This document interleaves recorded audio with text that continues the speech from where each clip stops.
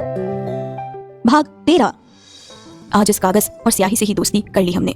वो बातें जो हर वक्त हमारे अंदर कैद रहती हैं, उन्हें अल्फाज देने के लिए आज कलम उठाई है। इन कागजों से सच्चा साथी कौन होगा भला? ये औरों की तरह हंसकर मजाक नहीं उड़ाते, खामोशी से हर गम सुनते हैं। इसीलिए आज इन पन्नों में हम खुद को लिखते हैं। हमारा जो आप कहीं पीछे कुचल गया उसका जिक्र लिखते हैं। आज इन पन्नों में हम अपना अफसाना लिखते हैं, जो हर पल शोर करती धड़कनों के साथ गूंजती है। मैं अपने दिल में दबे वो अल्फाज लिखती हूँ जिसे खामोश करती आई है ये दुनिया। मैं अपने मन की वो आवाज लिखती हूँ जो कभी कह ना सकी, जो सुनकर कोई समझ ना सका, जो मैं सुलझा ना सकी, जो मुझे खुद में उलझा ना सका। मैं अपनी बातों का हर वो अंदाज लिखती हूँ जो पीछे छोड़ चुकी हूँ। हर वो लम्हा आज लिखती हूँ जिसे खामोश करती आई है ये दुनिया। मैं अपने मन की वो आवाज लिखती हूँ। घुट घुट कर जीती मैं, हर दर्द तन्हा सहती मैं। इस सफर की मंजिल सिर्फ मौत है, खुद से यही कहती मैं। छल और धोखे से भरा हर चेहरा, नफरत पर झूठे अपनेपन का पहरा। हाँ मैं मतलब में डूबी इस दुनिया का राज लिखती हूँ। जीने से जिंदा होने के अपने सफर का आगाज लिखती हूँ। हाँ, जिसे खामोश करती आई है ये दुनिया। मैं अपने मन की वो आवाज लिखती हूँ। एक छोटा सा प्यारा सा परिवार था हमारा। अब्बा हुजूर, अम्मी जान और उमेदा बाजी तीनों हमारी जिंदगी थे। हम सबसे छोटी और सबकी लाडली, हमेशा से शरारती और उछल कूद करने वाले थे। अब्बा हुजूर के शैतान गुड़िया, अम्मी जान की लाडो और बाजी की छोटी, सब हमसे मोहब्बत से पेश आते थे। ऐसा लगता था मानो वो घर हमारा शाही महल हो और हम वहाँ की शहजादी। बड़े नाजों से पले बड़े थे। हर छोटी बड़ी ख्वाहिशों को हमारे कहने से पहले ही पूरी कर दी जाती थी। और नखरे तो जैसे हमारी आदतों में शुमार थे, इसीलिए अब्बा हुजूर हमें नखरीली कहते थे। सच कहें तो बचपन के वो सुनहरे दिन आज भी बहुत याद आते हैं। तब सिर्फ खुशियां थी, कभी गम से भेंट हुई ही नहीं। आंसुओं का सिर्फ एक कारण होता, किसी खिलौने की जिद, वरना सिर्फ मुस्कान ही बिखरी थी हर और। लेकिन एक तूफान ने जैसे सब कुछ तबाह सा कर दिया। हमारी हंसती खेलती दुनिया उजाड़ कर रख दी। हम उस वक्त अपने स्नातक के पहले साल में थे जब भाजी के लिए रिश्ता आया था। वो बड़े लोग थे, हमारे ही गांव में काफी ज्यादा रसूखदार थे। अब्बा हुजूर ने रिश्ते की मंजूरी दे दी। हम बहुत खुश थे। आखिर हमारी बाजी का निकाह होने वाला था। पर कुछ अजीब था जो हमें खटक रहा था।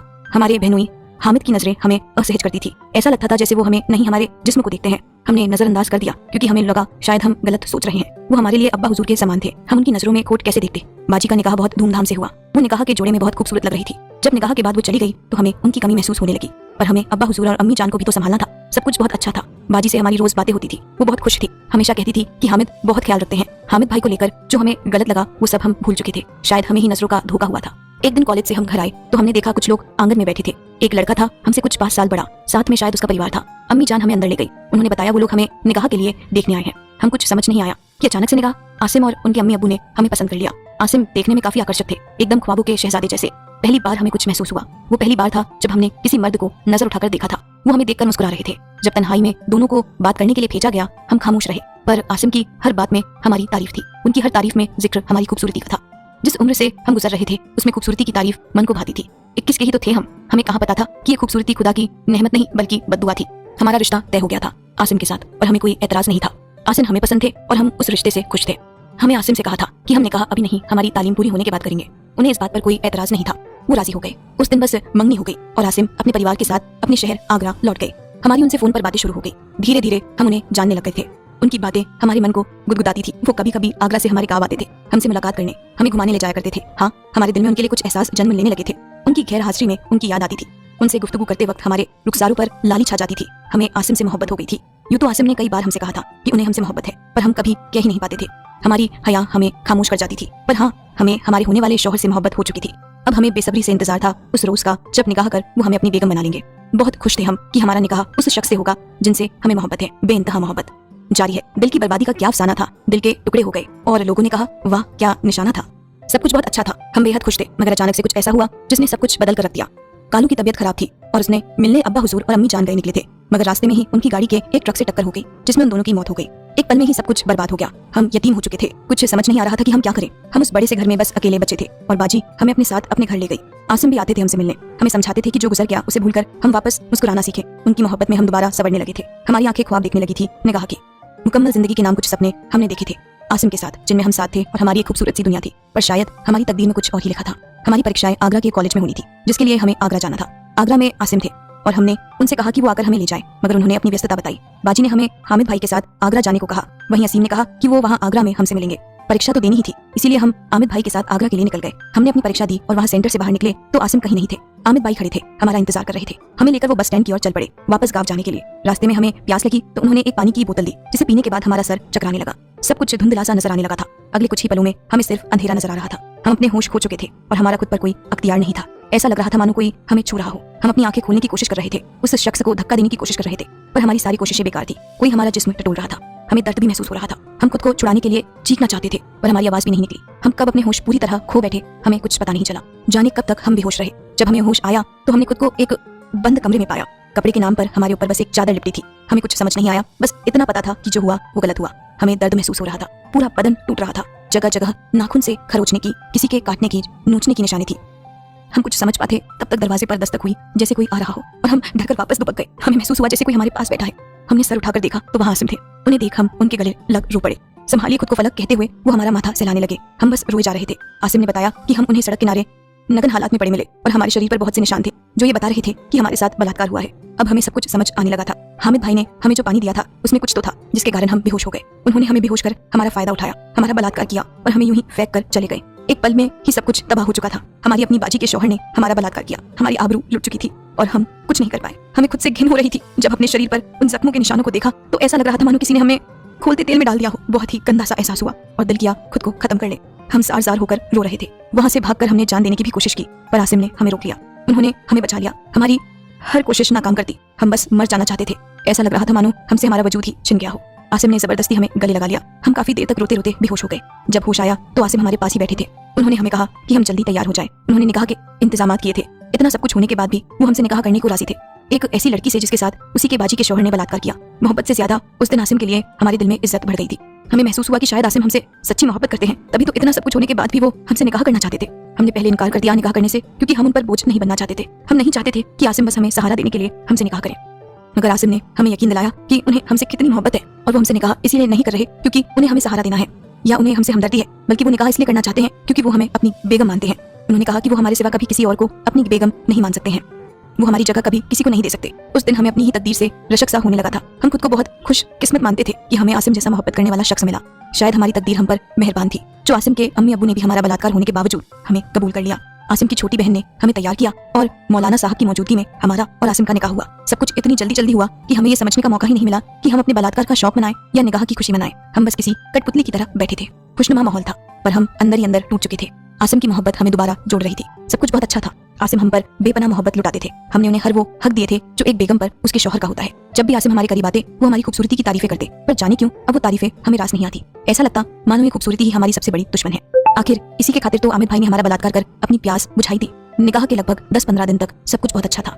आसिम हर वक्त हमें अपनी मोहब्बत का एहसास कराते, पर अचानक से उनका बर्ताव बदल सा गया था। उनकी अम्मी अब्बू यहाँ तक कि उनकी छोटी बहन का बर्ताव तक बदल चुका था। वो लोग ऐसे हमसे बर्ताव करते मानो हम कोई इंसान नहीं, कोई खरीदी गए हैं। आसिम बात बात पर हम पर हाथ उठाने लगे थे। हमारे साथ नौकरों सा बर्ताव होने लगा था, पर हम सब कुछ कबूल कर रहे थे क्योंकि वो हमारे शौहर थे। हमें लगता था शायद हमसे कोई भूल हुई है जिसके कारण वो खफा हो गए हैं, पर हमें यकीन था कि वो हमसे मोहब्बत करते हैं और ज्यादा दिन तक खफा नहीं रह पाएंगे। हमने हर मुमकिन कोशिश की उन्हें मनाने की, उनसे माफी मांगने की, मगर शायद हमारी किस्मत में कुछ और ही लिखा था। मैं कवारी कली थी, अब तक ना खिली थी, खुश थी अपनी जिंदगी में जब तक उससे ना मिली थी। उससे मुलाकात हुई, हाय जाने क्या मैं कर गई। शायद तकदीर में दर्द लिखा था, इसीलिए बेवफा से मोहब्बत में कर गई। आंखों में हजारों ख्वाब सजाकर वो हर एक ख्वाब तोड़ गया। मोहब्बत की सूरत दिखाकर यूं ही छोड़ गया। खुशियों की उम्मीद देकर दर्द से नाता जोड़ गया।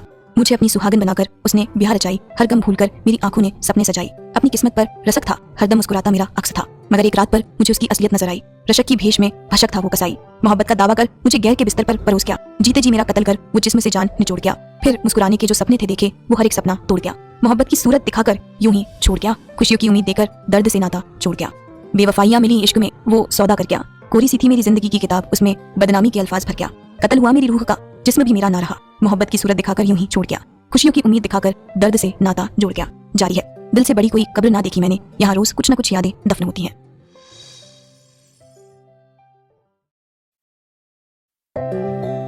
भाग 14। हमारे लिए हर एक दिन बद से बदतर होता जा रहा था। आसिम हमें मारते थे, गाली गलौज करते थे, पर हमने सब कुछ कबूल किया। फिर एक दिन ऐसा आया जब सारी हदें पार हो गई। रात में हमारे कमरे में किसी गैर को देखकर हम चीख पड़े। हमने उस शख्स को धक्का मारकर निकालना चाहा, पर हम शारीरिक रूप से इतने ताकतवर नहीं थे। फिर भी हमने हर मुमकिन कोशिश की, मगर दरवाजा बाहर से बंद था। हम कमरे से बाहर भी नहीं निकल सकते थे। हम मदद के लिए चीख रहे थे। हमने आसिम, अम्मी, अब्बू सबको आवाज लगाई, पर किसी ने हमारी मदद नहीं की। उस शख्स ने हमारे साथ जबरदस्ती की। हम रोते भिलकते छोड़ने की गुहार लगाते रहे, पर वो शख्स बलपूर्वक हमारे साथ हम बिस्तर हुआ। हमारे साथ हमारे ही शौहर के घर में बलात्कार हुआ था, वो भी तब जब हमारे शौहर घर पर थे। सुबह के करीब जब वो शख्स गया तो बहुत मुश्किल से खुद को संभालते हुए हम कमरे से बाहर निकले। आसिम हॉल में ही हमारे कमरे के बाहर सोफे पर सोए थे। हमें कुछ समझ नहीं आ रहा था। जिस शख्स ने हमसे मोहब्बत के हजारों बार दावे किए थे, जो शख्स हम पर मोहब्बत लुटाता था, उसके होते हुए उसकी मौजूदगी में किसी ने हमारे साथ बलात्कार किया। हम चीखते रहे, चिल्लाते रहे, पर वो एक बार भी मदद करने नहीं आया। हम अंदर से बहुत बुरी तरह से टूट चुके थे। आज पहली बार सब कुछ छलावा सा लग रहा था। उनकी मोहब्बत, उनकी अच्छाई, सब कुछ भ्रम लग रही थी। हमें ऐसा लग रहा था जैसे अब तक हम जिस दुनिया में जी रहे थे वो तो एक झूठी सी दुनिया थी जो सिर्फ हमें दिखाई गई थी। मगर क्यों हमसे ऐसी क्या भूल हो गई जो हमारे साथ इतना बुरा हुआ। किस बात की सजा दी जा रही थी हमें? आसिम जाग गए। उन्होंने हमें रोते देखा और हमें चुप कराने के बजाय हमारे बालों को मुट्ठी में दबोचकर हमें कमरे में ले आए और हम पर हावी हो गए। ऐसा लग रहा था जैसे हम एक बेजान सी कठपुतली हैं जिसका जैसे मन चाहा वैसे उसने भोग कर लिया। ये बात आम हो चुकी थी। हर रात कोई गैर शख्स आता और जबरदस्ती हमारे साथ रिश्ता कायम कर चला जाता। जब कभी हम विद्रोह करते तो आसिम हमें बहुत बुरी तरह मारते थे। हमने अम्मी अबू से भी सब कुछ बताया, मगर उन लोगों ने उल्टा हमें ही कमरे में बंद कर दिया। हम एक ऐसी जगह फंस चुके थे जहाँ हम कोई इंसान नहीं, बस उपभोग की वस्तु थे, जिसका सब अपनी शारीरिक जरूरत पूरी करने के लिए उपयोग कर रहे थे। हमें आसिम से नफरत सी हो चुकी थी। कोई शख्स इतना घटिया कैसे हो सकता है कि अपनी बीवी को किसी और के साथ जबरदस्ती सुलाए? हमने उस जगह से भागने की बहुत कोशिश की, बहुत बार वहाँ से निकलने में कामयाब भी हुई, मगर हर बार पकड़े जाते। वो लोग हमें बेरहमी से मारते थे।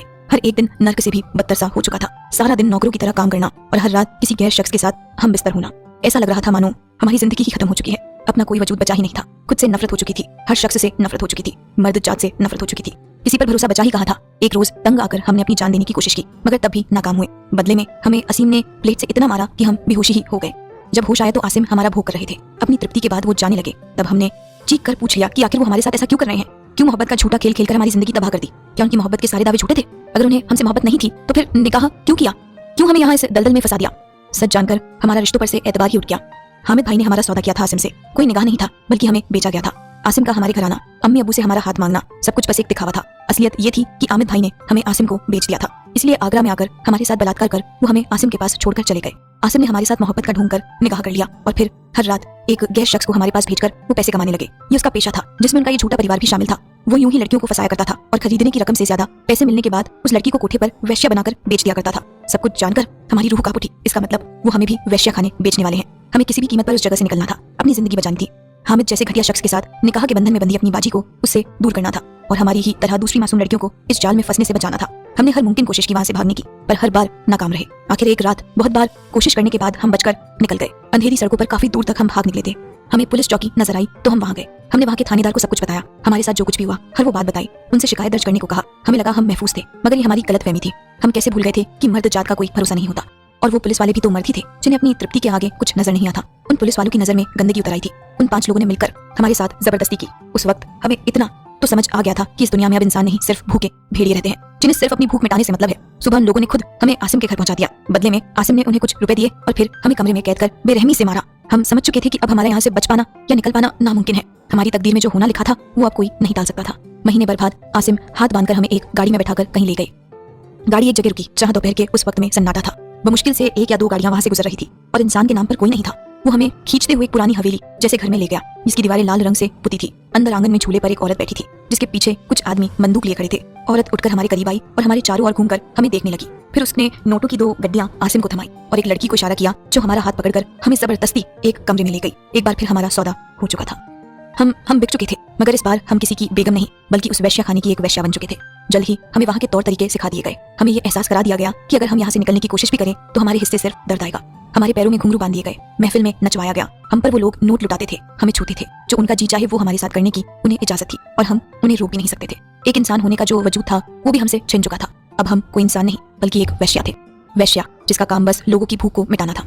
हमारी खूबसूरती हमारे लिए सबसे बड़ा श्राप बन चुकी थी। काश हम बदसूरत होते, जिसे कोई देखना तक पसंद नहीं करता, तो खूबसूरती के पीछे भागने वाले इस जमाने से बच जाते। हमारी खूबसूरती ग्राहकों को लुभाती थी, उनका मन मोहती थी और हम पर रेंगती उन सबकी नजरें और उंगलियां हमें इस खूबसूरती से नफरत कराती थी। जिस्मों की खूबसूरती पर फिदा है जमाना, रूह में झांकने की आखिर फुर्सती कहाँ कि जबान पर उतरे अल्फाजों को चूमने की हसरत रखते हैं सभी। दिल की खामोशी समझे ऐसी कुर्बत ही कहाँ। बदन टटोलने को बेताब उनकी हथेली होगी, पर हाथ थाम कुछ कदम चलने की फुर्सती कहाँ। अपनी बात कहकर अपनी करते हैं सभी, कुछ पल बैठकर अनकहे अर्फ सुनने की फुर्सती कहाँ। होठों पर छोटी मुस्कान के पीछे छुपा दर्द देखने की उनकी हसरत ही कहाँ। और जब चाहा इस्तेमाल कर लिया, उसके बाद चाहने की आखिर जरूरत ही कहाँ। कि तू इशारा तो कर, तेरे जिस्म पर मरने वाले 1000 मिलेंगे, सिसकते रूह के आंसू पहुंचने की आखिर फुर्सत ही कहाँ। कुछ वक्त बीता, फिर हम हर एक बात से बेअसर हो गए। हमें फर्क पड़ना बंद हो गया।